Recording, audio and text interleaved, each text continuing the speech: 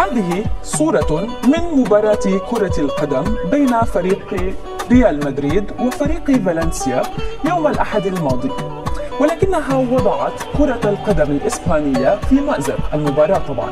فلاعب ريال مدريد البرازيلي الأصل فينيسيوس جونيور تعرض خلالها لتعليقات عنصرية أجلجت موجة من الغضب والجدل.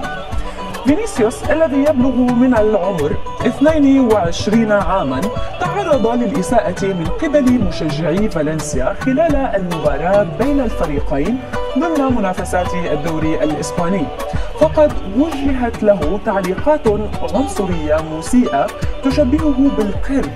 وتوقفت المباراة في الدقيقة 70 عندما حاول فينيسيوس الإشارة إلى الذين يعتقد أنهم أساءوا إليه، ليجري إبعاد اللاعب بعد ذلك من قبل زملائه ولاعبي فالنسيا قبل أن يتحدث إليه الحكام.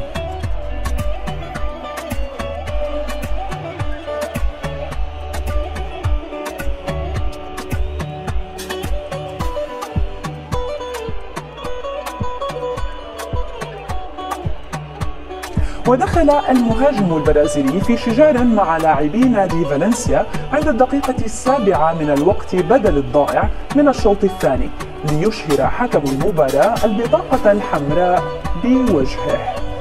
بعد المباراة كتب فينيسيوس تعليقا على حسابه في انستغرام قال فيه: لم تكن هذه هي المرة الأولى ولا الثانية ولا الثالثة.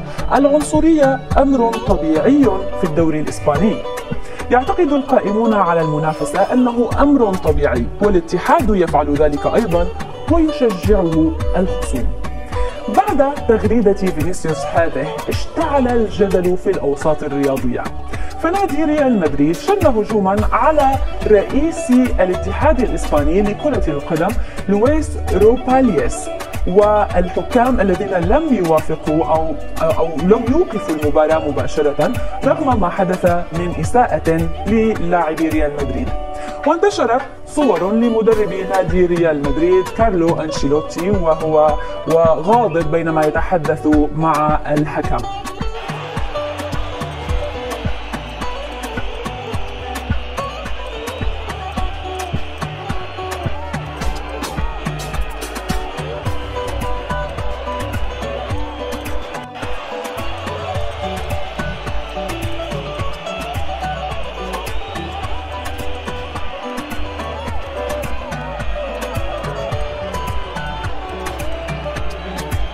لكن إذا كنت مسلم لا تنسى اللايك لنعرف عدد المسلمين في هذا المقطع، ولا تنسى الاشتراك في القناة ومشاركة الفيديو حتى يستفيد الجميع.